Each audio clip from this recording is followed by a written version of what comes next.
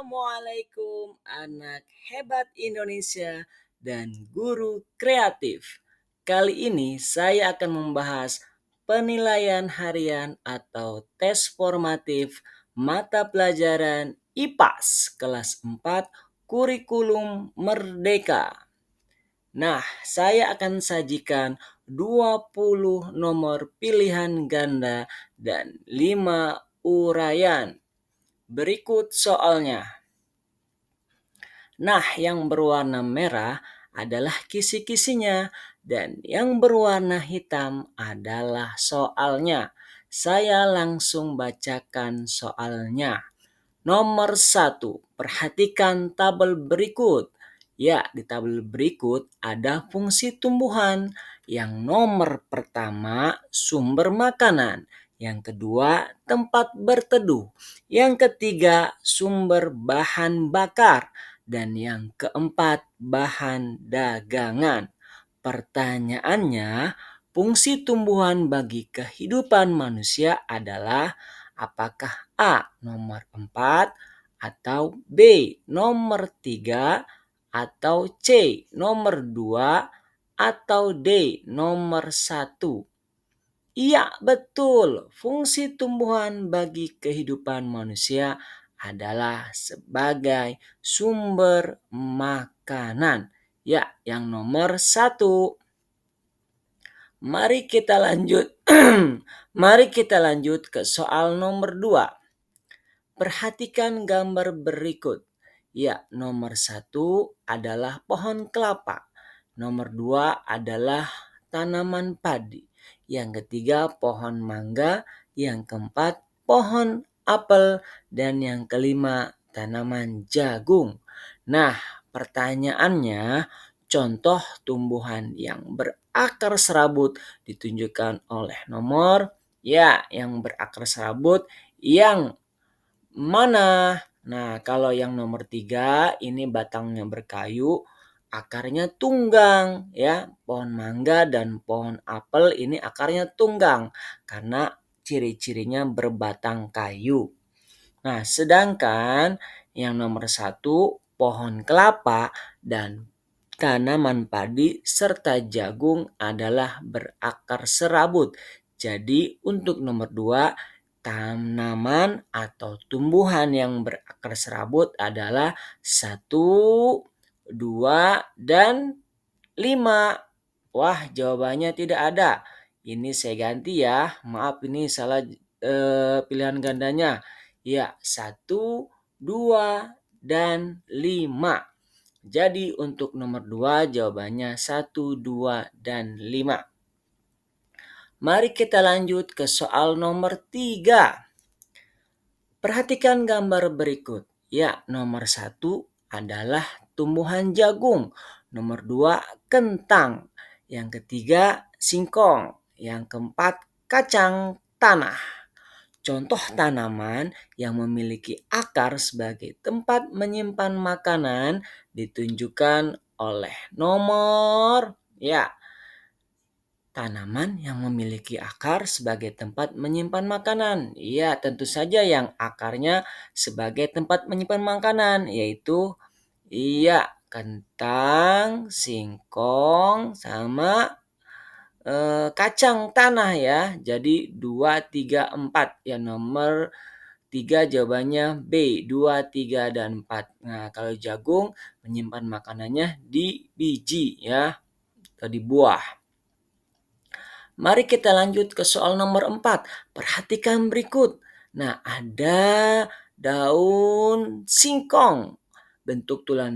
Bentuk tulang daun pada gambar tersebut adalah apakah A. melengkung, B. sejajar, C. menjari, atau D. menyirip.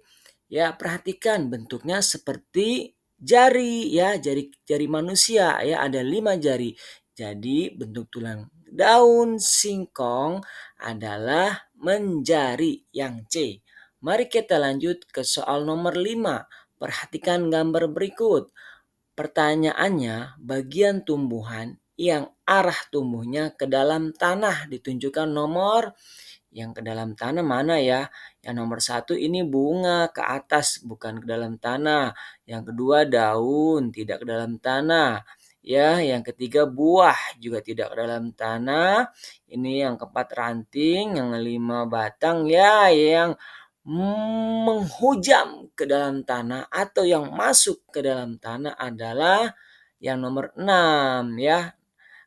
Ini namanya akar. Iya iya, saya lagi nih, salah lagi, maaf ya.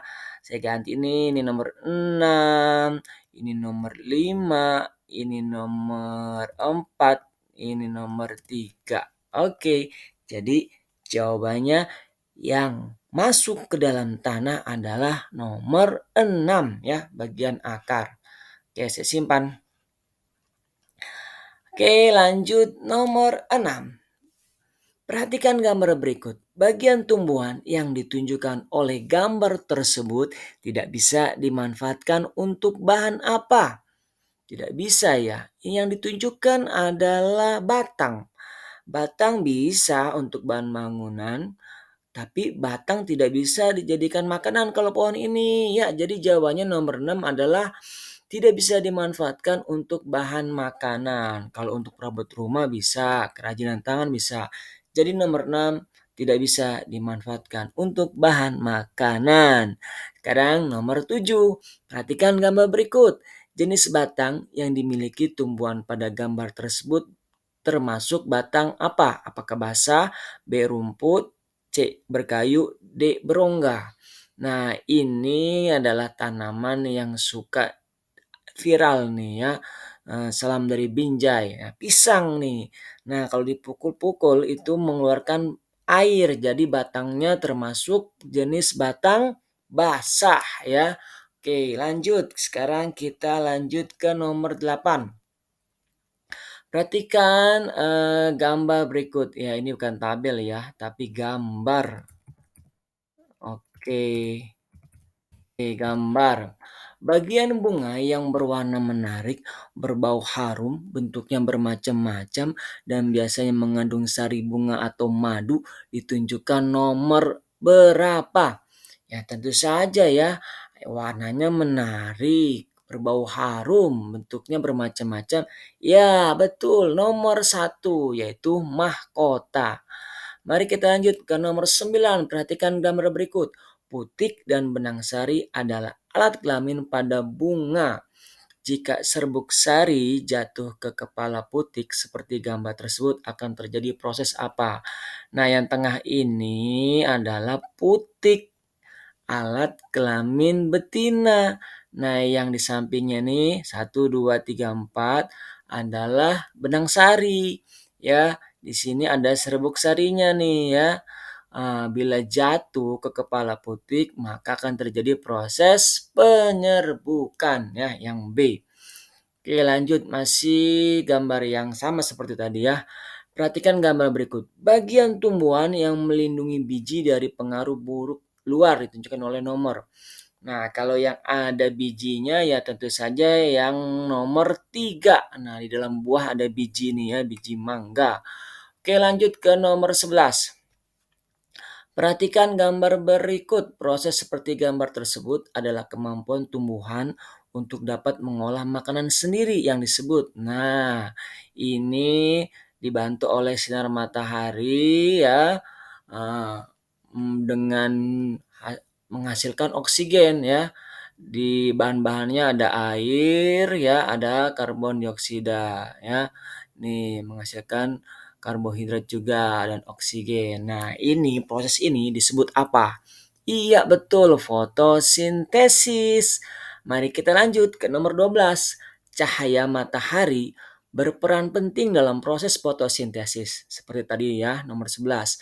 Pernyataan berikut yang sesuai untuk proses berlangsungnya fotosintesis adalah apakah A. Cahaya matahari sebagai satu-satunya sumber energi, satu-satunya sumber energi, atau B. Fotosintesis memerlukan oksigen dan karbon dioksida tidak memerlukan oksigen tetapi menghasilkan oksigen ya.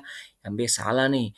Yang C, fotosintesis menghasilkan air dan karbon dioksida. Betul tidak? Ya. H2O. Oh, tadi, bukan menghasilkan air, justru membutuhkan air ya dari akar ini ya. Nih, tadi gambarnya nih, air masuk diserap oleh akar, jadi bukan C ya. Fotosintesis dapat terjadi meskipun hanya menggunakan lampu. Oh, hanya mana yang benar? Fotosintesis dapat terjadi meskipun hanya menggunakan lampu. Bisa juga. Jadi yang A bukan satu-satunya ya sumber energi, bisa juga terjadi menggunakan lampu. Ya, jawabannya D. Nomor 13, karbon dioksida yang dibutuhkan dalam proses fotosintesis diserap oleh tumbuhan melalui yang mana? Apakah akar, batang, mulut daun, atau bunga? Ya, kita perhatikan lagi ya, nomor 11. Nah, ini karbon dioksida masuk ke dalam daun ya, tepatnya ke dalam mulut daun atau stomata. Jadi nomor 13 jawabannya C. Mari kita lanjut ke soal nomor 14. Oksigen yang merupakan hasil fotosintesis digunakan oleh manusia dan hewan pada proses apa nih? Oksigen yang merupakan hasil fotosintesis digunakan oleh manusia dan hewan. Oh iya, proses pernapasan karena manusia dan hewan memerlukan oksigen. Jadi 14 yang C ya. Oke, kita lanjut ke nomor 15. Alat kelamin, oh maaf ini salah gini. Harusnya bukan tabel gambar, belum diganti tadi ya. Oke, perhatikan gambar berikut. Alat kelamin betina pada bunga ditunjukkan oleh nomor. Nah, betina itu yang seperti piala nih yang tengah-tengah ya. Jadi jawabannya adalah putik ya nomor 3. Oke, kita lanjut ke nomor 16. Untuk melestarikan jenisnya, makhluk hidup berkembang biak. Nah, berkembang biak artinya atau berarti bertambah apa? Ya, tentu saja bertambah banyak ya, bertambah banyak. Oke, nomor 17. Perhatikan gambar berikut.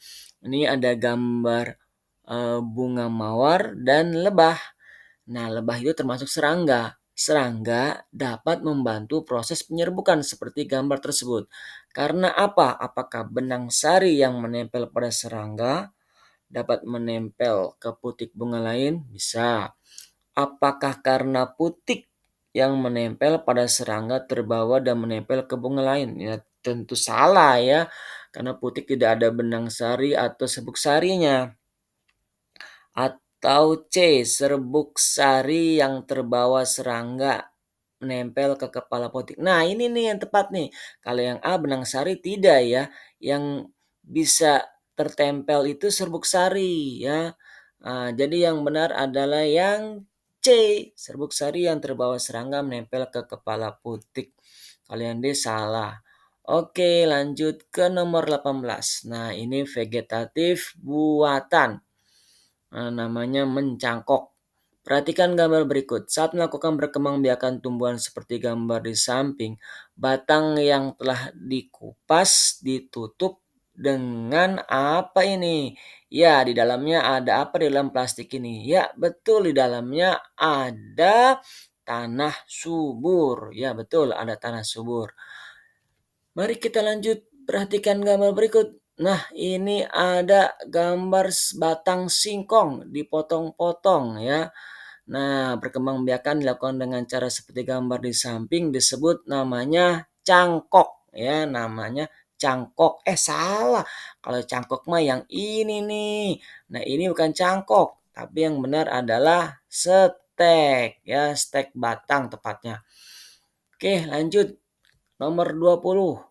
Perhatikan tabel berikut. Nah, ini baru tabel keuntungan perkembangbiakan secara vegetatif buatan. Yang pertama, tidak perlu menunggu sampai pohon itu berbuah. Yang kedua, cepat berbuah dan memberi hasil. Yang ketiga, sifatnya sama dengan induknya. Yang keempat, tidak tahan terhadap hama. Nah, keuntungan perkembangbiakan secara vegetatif buatan yang tepat yang mana ya? Yang tepat nih saya tambahin, yang tepat adalah ya tentu saja jawabannya yang nomor 1, 2, dan 3 ya. Tidak tahan terhadap hama salah ya. Jadi yang benar adalah 1, 2, dan 3. Itu pilihan gandanya. Sekarang keuraian. Perhatikan gambar berikut. Nah, sebutkan bagian-bagian tumbuhan tersebut. Yang nomor satu namanya bunga. Yang nomor dua itu buah. Yang ketiga daun. Yang keempat batang. Yang kelima akar. Nah, kalian tulis di sini ya, titik-titik ini. Sekarang nomor dua. Nah, sebutkan masing-masing nama macam tulang daun tersebut berdasarkan susunannya. Nomor satu namanya tulang daun menyirip, ya seperti tulang ikan. Yang kedua tulang daun menjari. Yang ketiga melengkung. Yang keempat ini tulang daun sejajar, ya. Oke, mudah ya. Nomor 23. Sebutkan masing-masing 3 contoh tanaman dari kedua akar tersebut. Oh, disuruh memberi contoh tanaman yang berakar tunggang dan serabut. Kalau akar tunggang karena batangnya kayu, itu tadi pohon apel, pohon jeruk, pohon mangga. Nah, kalau contoh tanaman berakar serabut ada kelapa, ada jagung, dan satu lagi tanaman padi. Ya, mudah bukan? Oke, nomor 24. Sebutkan bagian-bagian bunga tersebut. Tadi nomor satu ini adalah tangkai bunga. Ya, yang nomor dua nih dasar bunga, yang ketiga kelopak bunga, yang keempat mahkota, yang kelima serbuk sari atau benang sari, yang keenam putik. Oke, nomor terakhir. Nah, perhatikan gambar berikut. Adit, Aldi, Azi, Denis, dan Rizky melakukan percobaan seperti gambar tersebut. Mereka menggunakan tanaman seledri. Mereka memotong bagian akarnya sehingga tersisa tangkai saja. Kemudian mereka menyiapkan juga setengah gelas air dan 1 sendok pewarna makanan berwarna merah. Setelah itu mereka mewarnai seledri dengan warna lain, lalu mengganti pewarna merah dengan warna lain yang mereka sukai.